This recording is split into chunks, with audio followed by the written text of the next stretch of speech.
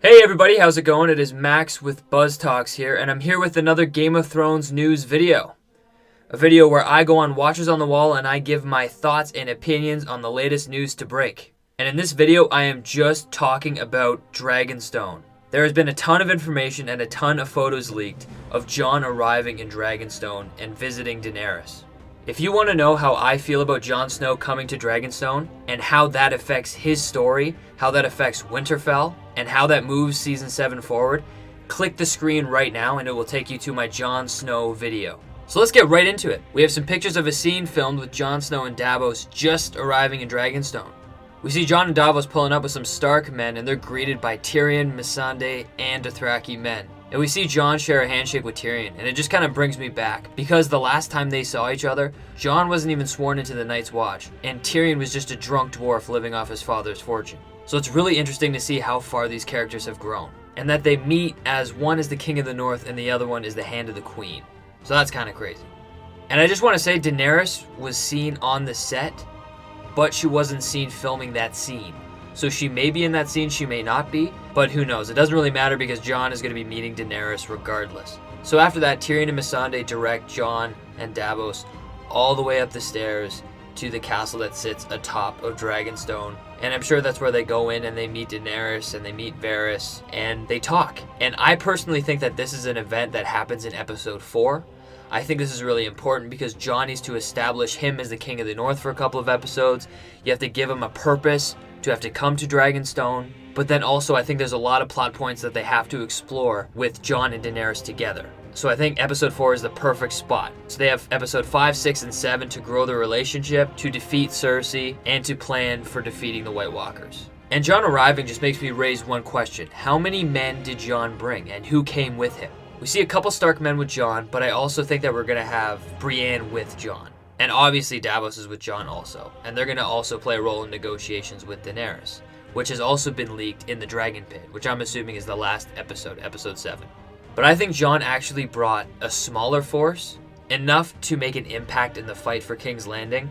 But also I believe he left Sansa in charge of Winterfell, and he left her the majority of the men to protect herself and protect his people. There was also a scene that was shot as Jon and Davos made their way up the stairs to get to Dragonstone. They ducked and they cowered, and Tyrion seemed unfazed by it. And that's because Drogon, or one of the dragons, has made an appearance. It's speculated, but I think we can pretty much say that it is a dragon. And we know that all the dragons are going to be surrounding Daenerys, and we knew that if Jon went to Dragonstone, he would end up meeting the dragons. But I think they're also going to throw in an arc with Jon here, and they're going to show his relationship with the dragons. They're going to show that Jon has this strange connection that's really unexplainable. A similar connection to Daenerys, but obviously she's the mother of dragons, so no one will have the connection that she has. But Jon will have this kind of connection even more than Tyrion, which will kind of show his true blood and his true nature as a Targaryen. And another factor in this shoot was a Red Witch was spotted on set. I don't know if that's Melisandre or not. It would make sense after she got kicked out maybe to approach the next candidate that could be Azor Ahai or the prince that was promised to fulfill her agenda and her prophecy. But regardless, there's a Red Witch there, and I think she may have a role to play in telling Jon that you may be more than you think you are. And the final scene that we got a glimpse of on Dragonstone was Jon Snow actually talking to Daenerys in about the middle section of the stairs that go up to the castle. Now, a lot of people are coining this as Jon Snow and Daenerys meeting, but I don't think this is them actually meeting. I think they actually met in the castle, unless Daenerys actually did greet him on the shore.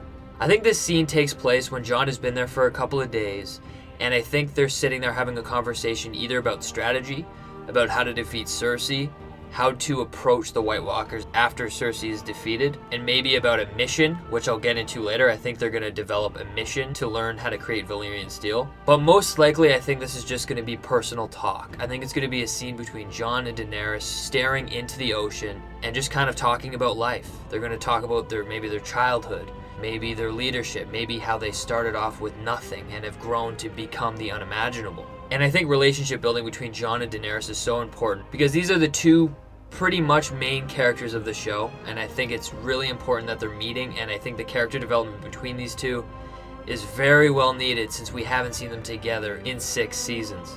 The last scene that we got footage of didn't take place on the shores of Dragonstone, but actually took place on the shores of King's Landing.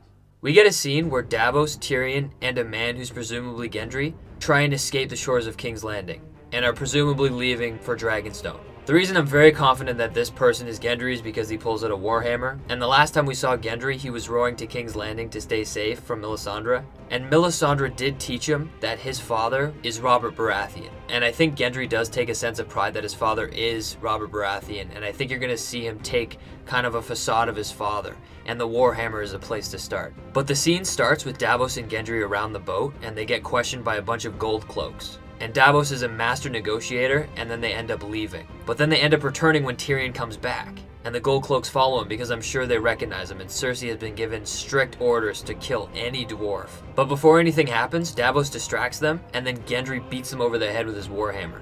And then they rush to the boat and they escape. Now this scene feeds into the mission that I was talking about earlier. I think that the whole point of this scene is an extraction mission. I think this scene takes place near the end of the season, around episode 5, and I think Jon and Daenerys are planning to take over King's Landing, so then they can pursue the north and defeat the White Walkers.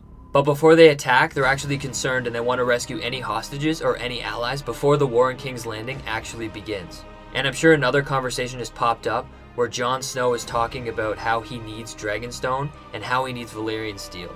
And I think at this point, Sam is going to be communicating with Jon, and Sam is going to be trying to develop the formula on how to create Valyrian steel. And I think Davos is really going to speak up here and say that he knows of a man named Gendry who's actually a blacksmith.